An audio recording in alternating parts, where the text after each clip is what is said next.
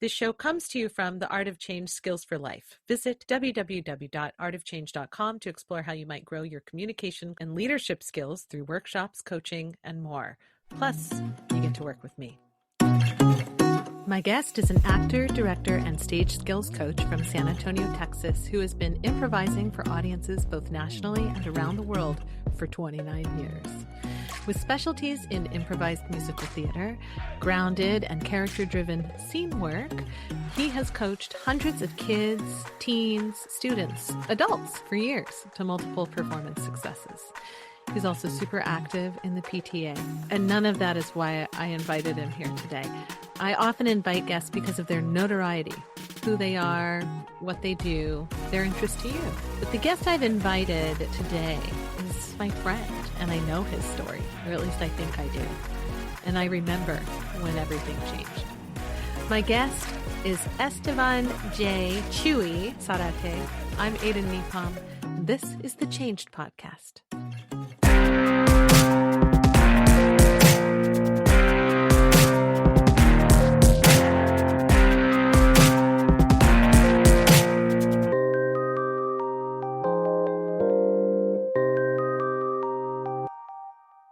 Welcome to the show, Chuy. Oh, thank you so much. What a great introduction, man. Golly, you are so professional. Thank you. Well, I first of all, thank you for being here. I mean, it's Sure. It's the world is what it is. I don't know what else you would have had planned, but you are very active with your kiddos, and so I appreciate your time. Oh, my pleasure. Sundays are always good. I don't want to break the fourth wall, but it is a Sunday. But they're usually less busy than most. So that's, I'll make time for you, Aiden. You kidding me? For listeners, Chuy and I have known each other for a number of years. I haven't done any math. I'd have to actually think about it and do Probably some adding and subtracting, but it might be 10.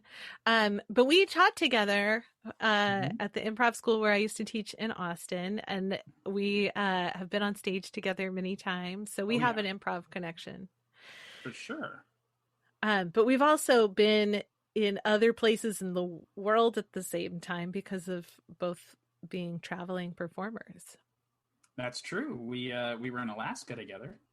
For the festival up there in Juneau, and you and your troupe were nice enough to actually ask me, or I kind of bullied my way in to performing with y'all that time. It was fantastic. I had one of the best times I've ever had on stage. Chuy, you sing like an angel. Oh, shut it, you. No, you. Say okay. It. Well, you sing like an angel. That's actually one of the few shows I remember almost everything that happened during it, because I'm not a big when I go on stage, my eyes kind of roll back in my head, and then afterwards people tell me, "Wow, that was so funny that you did that." I was like, "What did I do exactly? I don't remember."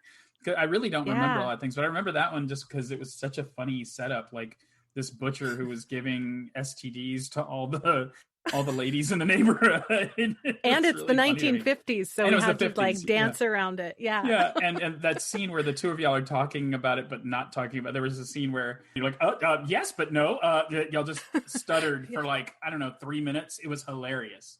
I was dying on the side. I mean, I guess you probably had to be there. That's one of the things that's so magical about the art form of improv in theater is that that show only ever happens once based on a single suggestion from the audience. It never happens again. And so you're like I often forget what happened because it's in a conversation, you remember the gist of what was said, but you don't always remember what was actually said. But I remember a lot more from that particular show than I do from many others. Could be because I've watched the video. Oh, you've seen the video. Yeah, I never did see the video of it, I don't think. I hate going back and watching myself on stage. So it's Do you? I really do. I probably won't even listen to this later on because I can't stand my voice. You say I sing like an angel, but in my head it's just like, what note are you on, idiot? Really? Yeah, really. I don't know. It's some sort of self-doubt thing in me that I can't shake, that I just can't stand looking at myself because I'll be so critical. Back when I thought I was going to try and be on Saturday Night Live. Those days. I remember those. Before my experience of being a cast member at Esther's Follies, when I was like, oh, this is like a third of the amount of pressure of Saturday Night Live. If I can't if I can't handle this, there's no way I can handle that. Yeah.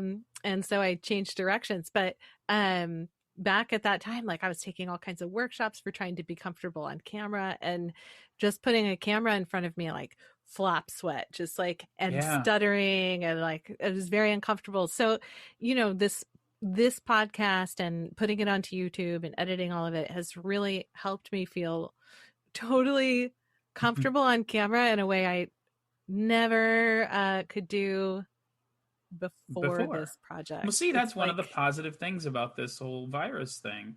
Sure. Quarantine, we've had to get a little more comfortable with cameras, haven't we? Because you don't get to see people in person. So, would you be willing to prove to the audience that you're a singer? Oh, okay. Because would you like? Okay, you just want me to sing something? Is what you're saying? Yeah. Will you? Because and maybe this is just selfish on my part. I love hearing you sing. Okay. If you ever change your mind about leaving me behind, oh, bring it to me. Bring your sweet love and bring it on home to me. Yeah. Yeah. Yeah. Yeah. Yeah. I love that song. Awesome. I guess that wasn't so bad. Thanks. I mean, I fronted a band, for God's sake, and I still worry about my voice all the time. Like, my whole excuse whenever I was in the band was like, okay, I'm singing, but they can't really hear me over the music. It's good. The musicians are great. I'll be fine.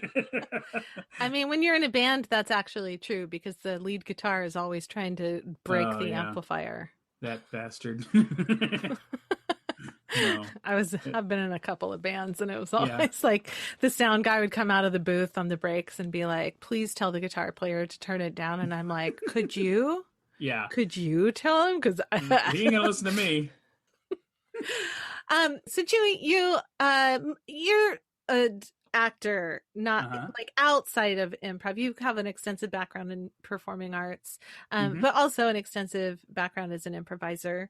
How do you feel about this idea of change? Like the broad idea, like when people talk about embracing change or dealing with change or whatever, how do you feel about that, or what does that bring up for you in a sort of general way?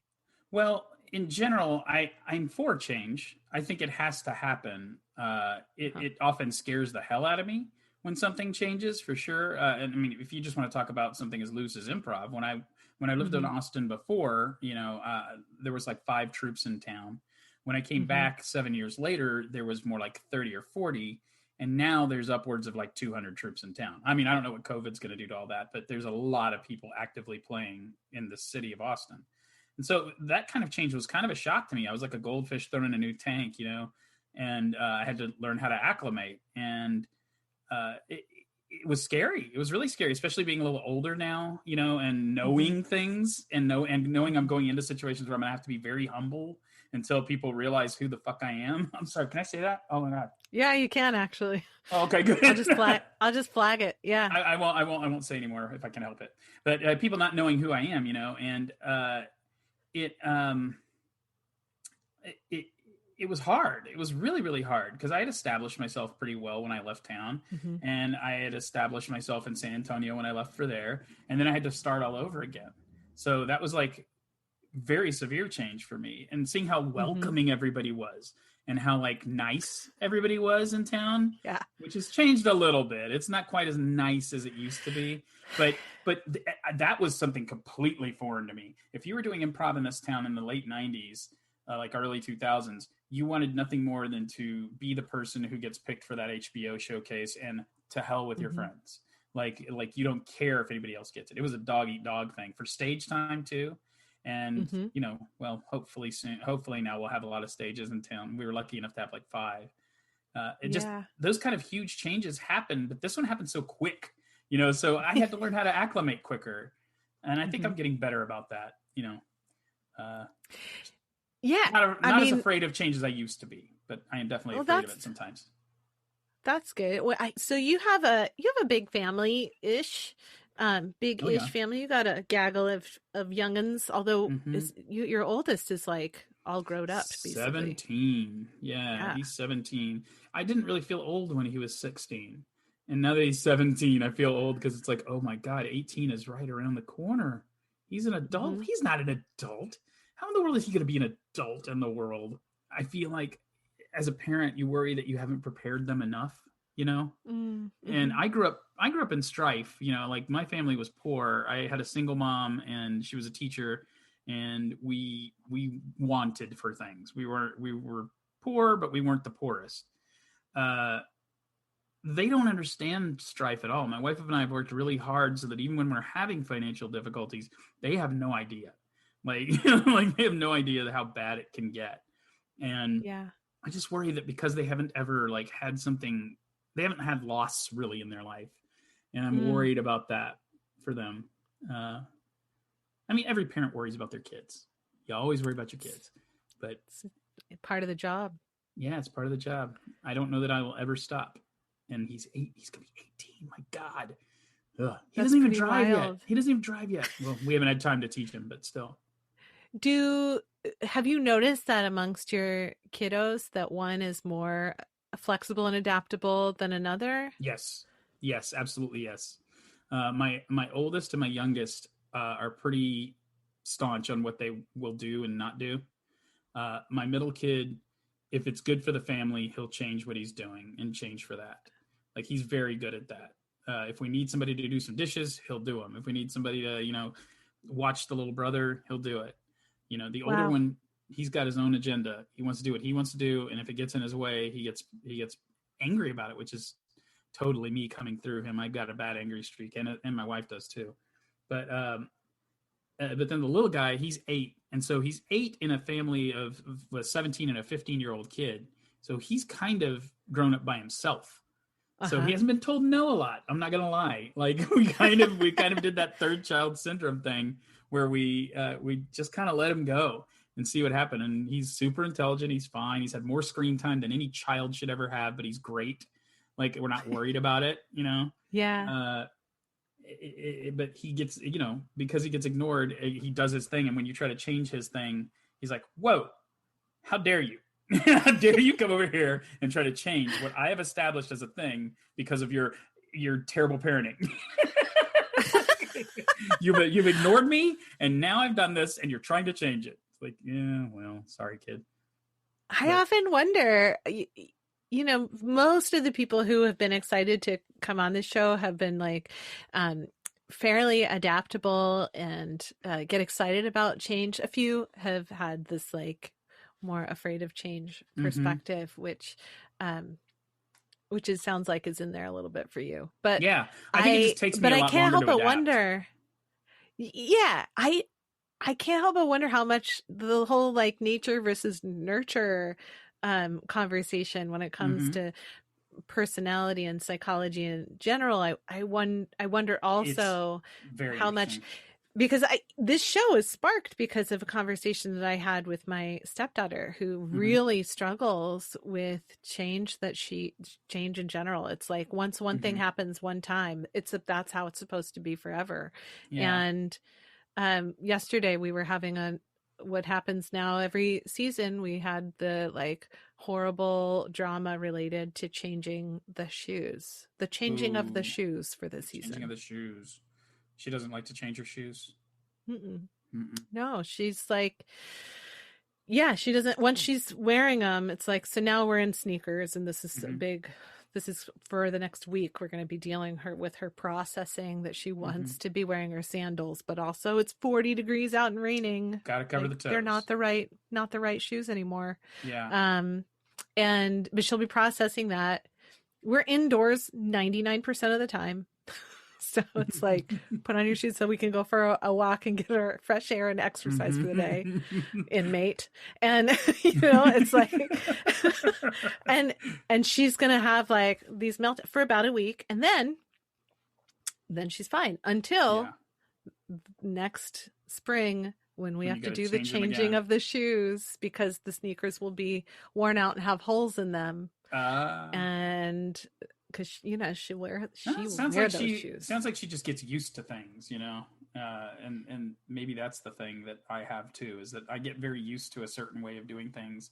And everybody always says I've got a little bit of OCD in me for sure. I need things a certain way, and a lot of it goes to what my story is. Honestly, a lot of that, the repetition of things, and then when things go out of whack, you're like, what is happening right now? Why is this a thing? And so you have to adapt to it. But I take forever to do that sometimes. Not every time, but sometimes I take forever to do that. Well, now is probably a great time. So, Chuy, unlike most of my guests where I don't know what story they're about to tell, this is for me going to be more about the details than the broad strokes. But we'll talk about it afterwards. Would you sure. please tell us a story from your real life, a fork in the road moment after which things changed for you? Sure. So I'd worked in bars for about 20 years or so, and I'd established myself as a person who was in the industry in town and was well known in that. And with that industry, it's a lot of partying. You've got fast money in your hand. And so you take the money and you have to decompress because you're dealing with people who are at their worst, basically. When people are in a bar, they are basically like their worst behaved selves. And so you're constantly dealing with that pressure, and then you get off and you just want to relax, so you drink. And, or some people go to drugs. It's a very, very, the industry is almost a gateway drug in itself. And so, I'd been going along and I'd been drinking, and this 20 years of doing this, just like it was not a thing. I had, 2 kids and then a third, and, everything was going fine. I was a drinker, I never thought necessarily that I was drunk or anything like that. I had this like superpower that nobody could really ever tell when I was drunk. Like I always used to joke that, when the aliens come down from the sky and challenge the Earth to the great drinking contest to save all of humanity, I will be that champion, and statues will be erected in my honor, because like I will have pushed off the alien horde. I had a head for alcohol, and through that, my body decided I don't. And so I have cirrhosis of the liver, which is basically your liver has so much scar tissue from damage that it's been done by alcohol that it can't function properly. And a lot of people need a transplant when it comes to this sort of thing. Now, the way I found out is an interesting story. I think it is. I tripped in a parking lot. I hurt my toe really bad, and I thought I pretty much broke it. And so I went to have x-rays done, and this at a doc in the box, which is one of those like little urgent care places. They're not really a hospital, not really a doctor's office. And they prescribed me 6,400 milligrams of ibuprofen a day to take, which is an astronomical amount. It's way more than anybody should be taking. And I started feeling kind of meh. I started getting random nosebleeds, which were really strange to me because I hadn't gotten those before. And so I was like, I better go. I must be having like some serious sinus problems. I need to go to my doc and see what's going on. So I went in and I walked in and I talked to her, and like within about 5 seconds, she's like, I want you to go have a sonogram on your liver. You're very yellow. I can see it on you. Your eyeballs are yellow. Your skin is yellow, which is a symptom of cirrhosis. Your body gets jaundiced. Because obviously you're not secreting the right things to your skin, and your bilirubin level goes very high, and it's very, very dangerous. So I did that day. I went and I had my sonogram done, and it was around 4:00. And I have a habit of always going to watch Jeopardy at the bar, like with my buddies. Old guy bar habit, everybody sit around and answer questions. Don't say the last answer, damn it. Give everybody a chance. Once the song's over, you can answer. We had rules and everything. And I was sitting there and I get a call, and it's like 30 minutes after my sonogram. I get a call from my doctor, and I answered thinking it's the nurse saying, everything's okay. She's just going to tell you, take this, take that, whatever. and it's my doctor, and she's on the phone. So that spooked me. And I was outside at this point on the phone, and she tells me, "You've got cirrhosis of the liver." And in my head, all I heard was, "You're going to die." And it scared the living shit out of me. Pardon my cussing again. But I went back in, and I was just kind of stunned as I sat back at the bar. And I hadn't been drinking that day because she had told me to go get this liver sonogram. And I was stupid, but I'm smart enough to know that maybe I shouldn't be adding to this if it's going to be an issue. Maybe somewhere in my head I knew. I knew that this was the time for the diagnosis. But I was sitting there, and I looked around, and I looked at the bar, and like my first habit in any bad news would be to get a drink, like immediately, and just drink it away. And I looked around, and all the bottles and all the taps and all the drinks just disappeared. They were blurry. I couldn't see them because I didn't need it anymore. I didn't need it. I didn't want it anymore. I thought about my kids, and I thought about them living with someone else as their father, and it made me sad. It made me really sad that they would tell good stories. They'd say how nice I was and how fun I was, and that. But man, he really couldn't keep his booze, and so he died. That's such a terrible story, as opposed to my dad's, here to toast at my wedding. And so I quit right then. I stopped, and I never had another drink since then. It's been almost 4 years now. And the only times I've had a drink were on accident. There was one time we were in a bar in Oklahoma City that 4 drinks that were identical got sat down on the table, and the person serving the drink was very sure that was the one without alcohol in it. I took a sip, it was alcohol. Freaked me the hell out. I had to leave the bar and go sit in the car and cry, because I thought, you've done all this work, you've done all these things, and now you drank, you blew it. You blew it. And knowing in my head I wasn't going to die from one sip of alcohol, but the taste, everything, it just sent me back to what that felt like and how much I miss it, honestly, And I felt the warmth as it goes down your stomach like I hadn't felt since I was 19. So here I am now. When I was first diagnosed on my MELD score, which is the score that they use to determine whether or not you need a transplant or not, it goes from 6 to 40. With 6 being normal, and then 40 being you're going to die. You need to get a transplant immediately. I was at a 36 on that. And so through, a little bit of change of diet and not drinking at all, and through medication and such, I've got my MELD score down to an 8. So I'm a very bad candidate for a liver transplant right now because I don't need it.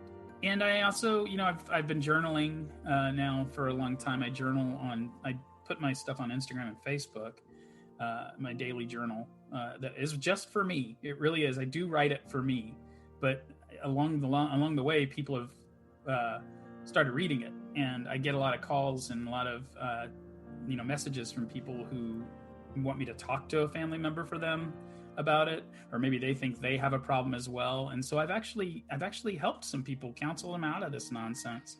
It's a dark place to be, and the best person to take you out of it is probably somebody who's experienced it, especially who's living with the fact that they're probably going to die because of it. That will be the thing that killed me eventually, is alcohol, and I know that now. Didn't know it then. I was having a great time. But yeah, I wrote a one-person show about it, and did it at a festival locally here, and I'm planning to expand that and maybe tour it once everything calms down to colleges, because I think binge drinking is where it starts. And there's a road, like you talk about that change and that road that you can take. One road is, you just drink in college and you leave it at that, and then you have, social drinking. The other is you drink, and you drink for the rest of your life, and those people. And it happens a lot of time when you get to that independence, that free choice of what you want to do. And also, frankly, it's built into your head for a lot of people. This thing's a disease. So yeah, I know I'm sober, and I'm very happy about that. I haven't had any alcohol in forever. I miss it. And you actually have been counting the days. What day are we on today? You have to ask me that. As of this recording. As of this recording, today is 1335. So 1,335 days sober. That's awesome. Which sounds like a lot, It sounds like a lot of days. But first of all, I'm still not caught up with how many years I was drinking. But second of all, I hear about these alcoholics who now are like 15 years sober, 20 years sober, 25 years sober, and it just blows me away that they didn't come back to it at all. Mm-hmm. And I don't see myself being that way still to this day, which is why I know I have to keep like writing that journal. I have to keep thinking about it a lot, because if I start thinking that, I can have a sip here or there, it's not a big deal anymore. My liver's getting better. Let's give it a test and see how I do. I know that's just that's a way that I don't want to travel. I don't want to go down that road. It's going to be a very, very hard road to get back from, because you also hear about people who've been 10 years, 15 years, 20, 25 years sober that slip up and start drinking again, which is even more astounding to me. That, you would think this is like now you're in your muscle memory. You don't even think about alcohol anymore. Well, it's not true. Alcoholics think about it all the time. Whether we like to or not, sometimes it's kind of thrown in your face a lot, but it is what it is. Well, thank you. Yeah, sure. Thank you for sharing that story. Sure. I think, at this point you do tell your story quite a bit. So I don't know how vulnerable to tell your story that feels, particularly now that you're staging it, which is exciting. Yeah. You can go anywhere you want. Are you talking about a question to ask or anything? I'm fine. I could talk about it. I really can. Mostly I just want to sort of acknowledge the reality of sharing that. That's like, it's because it's an invisible thing. It's like, if we're at a festival party, everyone's drinking around you. Not everyone, right? Not everyone. We know a fair number, but like majority of people absolutely are drinking. And it's invisible, and it's, unless we know you, and unless you tell the story. And I think that's one of the things that really strikes me about it. Like even smoking is easier to hide. Quitting smoking is an invisible thing, but it's just a lot less damage. I mean, I don't know. It's everything will kill you eventually. Everything but will this kill is you, like, but it's an invisible thing that it's like you don't get an army of people with you on this. It's you. You're your army of people. Because you make your own choices. And, if your choice is to drink, then there are going to be consequences of your choices. If your choice is to stay off of it, there are other consequences there too that are good, maybe, or maybe even some bad ones. Who knows? I don't know. I don't know a bad consequence for not drinking. I really don't. But but the consequences are there, and it's up to you to make the decision and to get your mental disease in check. Frankly, you have a chemical imbalance probably if you're an alcoholic. They're pretty. The studies are coming out daily about more and more study about it, and how it is a disease, and it is genetic, and it is something that you have to fight. You have to actively fight. Some people take medication for it, believe it or not, to have an aversion to alcohol. Like if they have alcohol in their body, they immediately throw up, that kind of thing. It is an invisible thing. You wouldn't look at me and know that I'm an alcoholic. You can look at some and more people, importantly, I knew you when you were drinking, and I never in a million years would have even identified you as a drinker, which was how you identified yourself as opposed to a drunk. But like in a million years, I wouldn't have been like, oh, that Chuy, he's sloppy. Like never in a million years. And my memory of some of that time was like, yeah, you were like, there was a lot of doctor's visits. There's a lot of like weird stuff happening. You were just trying to explain what was going on. And so I wonder if a little bit that diagnosis coming back was like, was there any level of relief in just knowing what had happened? Oh, wow. That's such an interesting question. I've never, because I remember at that time, this sense of like hanging mystery of like, why am I getting nosebleeds? Yeah. If I look back at it now, yes, I guess there was a relief. I mean, I'm glad I'm where I'm at. Let me put it that way. I'm relieved now that I knew then and didn't actually die. So, because if I had kept going like I was going, I had a year, they told me flat out, They're like, you will die in a year if you keep drinking this way. And everybody said, every alcoholic says, they told me the same thing. They do say that because it's true. It's It's true. true. If you keep going that way, you're going to die. And the one thing I've learned through all this for sure, is that you trust your doctors, you trust your nurses, you listen to them. They know what they're talking about. And yeah, now that I think about it, I guess I do now have a relief. At the time, I probably didn't realize it. At the time, my life was crumbling because I thought that my life was alcohol. I thought I was defined by it. I thought that's what made friendships. I thought that's what kept my family together. Like it was the glue that was my life. So at the time, it was not a relief at all. It was more like, how am I going to give this up? How in the world am I going to give this up? And come to find out, it wasn't that hard for me. And that's different. That's very different. And I don't ever brag about that because I feel for the people that can't do it, that can't see it, see it. I mean, I lost an uncle to cirrhosis of the liver, or to alcoholism, however you want to. To be fair, it was a step uncle. I wasn't close. The only part of the story for me was like, it was like this conversation between the grown-ups about like, oh, Tom, has this diagnosis. And I was like, I have an uncle named Tom, like that was, yeah, but also, I hear you. But then it was like, oh, within 3 months he was of getting that diagnosis, he was gone because quickly. His choice was the opposite of your choice. So, I think this happens. People get the diagnosis and they choose to speed up the process by getting more booze in. You're already down on yourself so much as an alcoholic, and then they tell you you've done something that's going to make you die, and you feel stupid, and you feel useless, and you feel like an idiot. And the one thing that you do when you feel that way is you drink to feel better or to hide the fact that you're feeling that way. It's so funny. You were talking about, you had the family talking. There's no other time where people like if I'm an alcoholic, I'm drinking. We're just drinkers together, right? And you're like, Chuy is so much fun to drink with. My God, we had the greatest time at the bar. Then they die or they get sick, and people are all of a sudden like, oof, saw that coming. Man, that guy really had some problems. Oh man, yeah. He couldn't stop. You hear that all the time, and it's like, well, it may have been hard for you, and it's not your responsibility to tell them, but maybe you should have spoke up. Maybe you should have told your friend or your family member that you're worried about them, rather than now looking back and acting like you had some sort of foresight that they didn't have. Because they don't have any foresight. They're not looking. An alcoholic's only looking to their next drink, flat out. I hate to admit this because, I love you and I enjoyed our time together teaching, but really I was teaching to get to the drink. I was there because I had to be for money, and I liked it, and it was fun. But really, what my motivation in the back of my head was always a drink. You remember at those after lunches or whatever we would do, I'd have a drink every time. After class, we would go to the brewery and have a beer.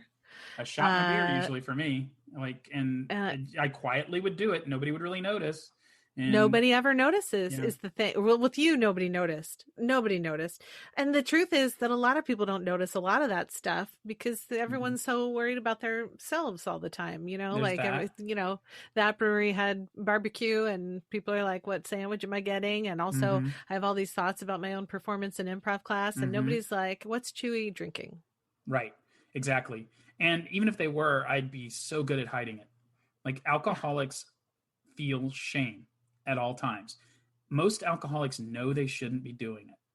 And because you shouldn't be doing it, that whole child with trying to the cookie jar thing comes into your head where you're like, well, I don't want anybody thinking bad about me, or I don't want anybody catching me doing this, so I'm going to do it on the sly. That's why alcoholics drink alone so much, I used to have a bottle of Rumplemints in my freezer at all times, and I'd go to the kitchen, have a shot.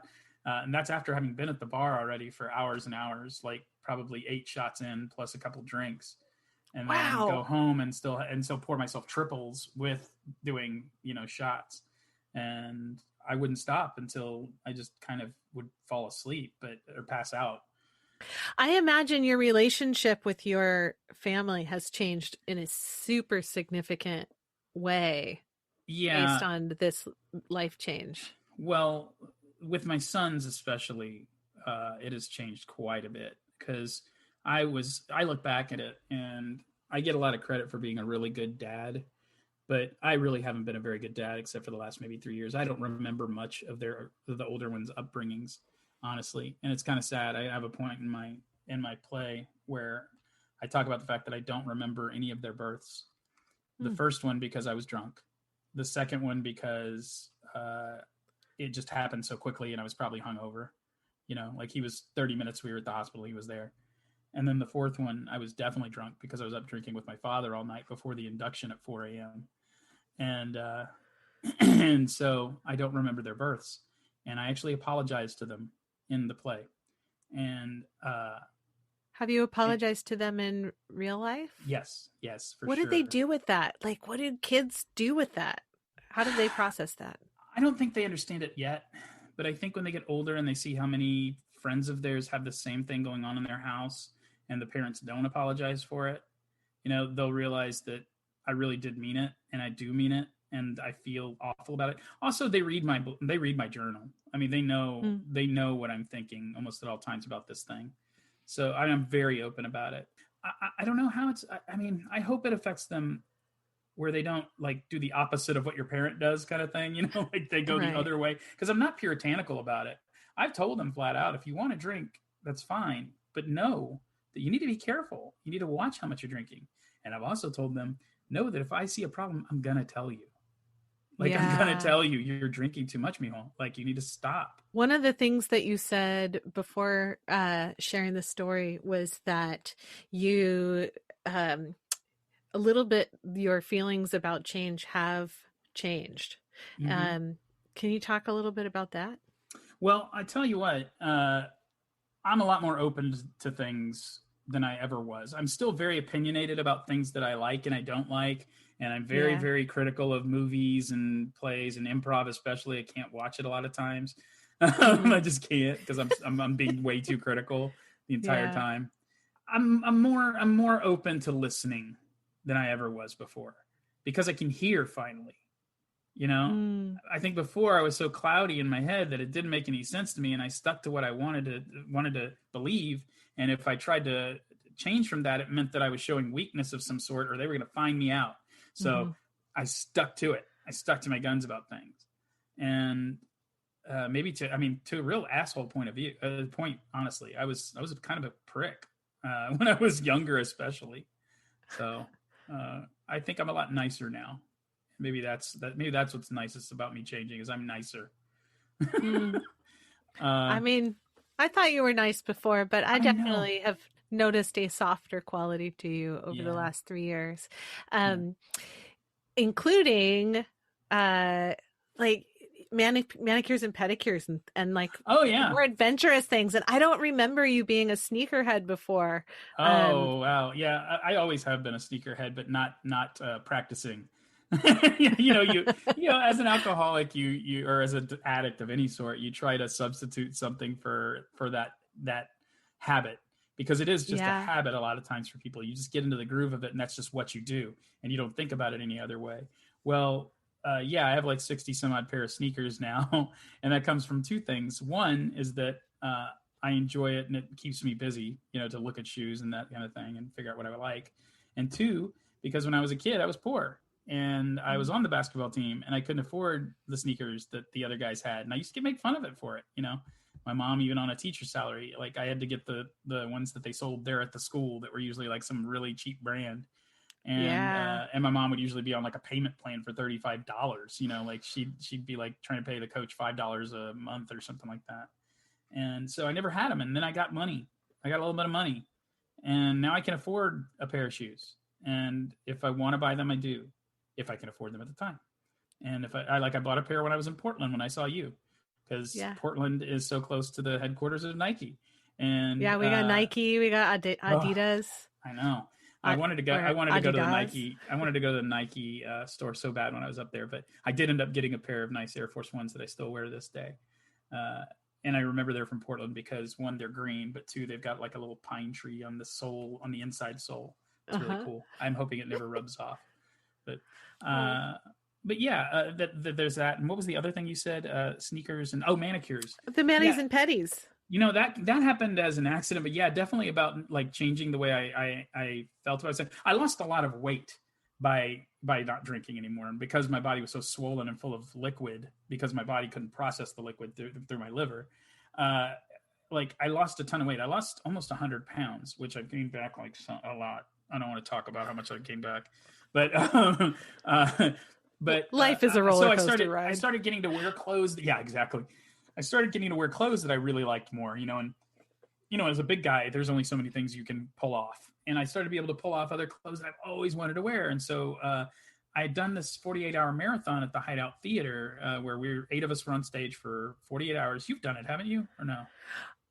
No, I've only participated as an incoming group to sort of gotcha. sustain the energy of the Crazy Eight. Yeah. But no, I would not. I don't think physically I could endure 48 hours of nonstop performance. I think my joints and my body would rebel. And the other thing that happens when I get really tired is I get dizzy. So I think I would fall and get hurt. That's not good. Yeah. Yeah. Yeah. You probably shouldn't do it. So I've never done it. I've always, but that's okay. But I've always wanted to. It's such a, I mean, it's a weird boast to have that, like, I stayed up 48 hours doing improv. It's like, why, stupid? It's like you transcend the art form. Yeah. It's like your brain. I mean, I don't know half of what happened in most of those shows, but either way, you talk about the physical, like drain on you. Yeah. Like I was done, and that day I was just like in pain, like all over my hands, my feet. Everything was in pain. And I was also, I was diagnosed at this time, and I was going through my healing process. So I was hurting through the second marathon hard. The first marathon, I actually probably was going through a little bit of detox and didn't even realize it over the weekend. Oh, wow. But then afterwards went back to drinking. Of course, first thing I did was go have a drink after the marathon the first time. But my wife was going to get a manicure, and I was like, hey, they do feet, right? And she was like, yeah. I was like, I'm going to go with you. I'm going to get a foot like thing done, the pedicure or manicure, pedicure. And so I did, and I didn't like that because I have neuropathy in my feet, which means your feet feel like they're asleep all the time. So it hurt. Yeah. It actually hurt. But then they asked me if I want to do my hands, and I was like, oh, fuck it, I'm here. And God, I'm cussing so much. I'm here. Why not? And so they did it, and she asked if I wanted any color, and I was like, well, maybe just like a rainbow on my nail, because it was Pride Month, Uh-huh. And then my wife said a month later she was going back, and I was like, let me go. And then it was like full on gel set. That's so sweet. Well, Chuy, before we end our conversation, is there anything that you would like people to walk away from this conversation having learned? Sort of your last thoughts here on change? Yeah, I think the one thing that I've learned about change more than anything is that you have to remain humble. You have to be able to admit that you are wrong. If the change is for the better, especially, you have to be able to give yourself to that and not feel shame about the fact that you were wrong. It's so easy to get bogged down in hating yourself because you made a bad choice, and then the change doesn't really affect you like it should. Change should be a good thing when it all comes down to it. It should be something you look forward to. It should be for a better purpose than what you're living for at the time. With alcoholism, you got to give in. You got to admit it. You got to admit that you have the problem, and you've got to be willing to ask for help, because I was not a person who asked for help much at all. I'm still not very good about it, but I needed it. I needed help bad. And when I did reach out, I realized there's some great people who can help you out. They know a lot more than you. You have to trust them, whether it be somebody from AA, if that's your thing, which AA is not my thing, but I still think it's a great organization, and that you can learn a lot from it. If it's just a friend who's been through it, like, me, like I get friends who call me, be ready to be humble and to admit that you're not as great as you think you are, maybe. And that helps you get better, because you have something to strive for. Thank you so much. I really appreciate you being so open and sharing your thoughts today. And, and singing on the spot. I always enjoy you, Chuy. I appreciate you showing up for this. I'm so honored to have been a part of it.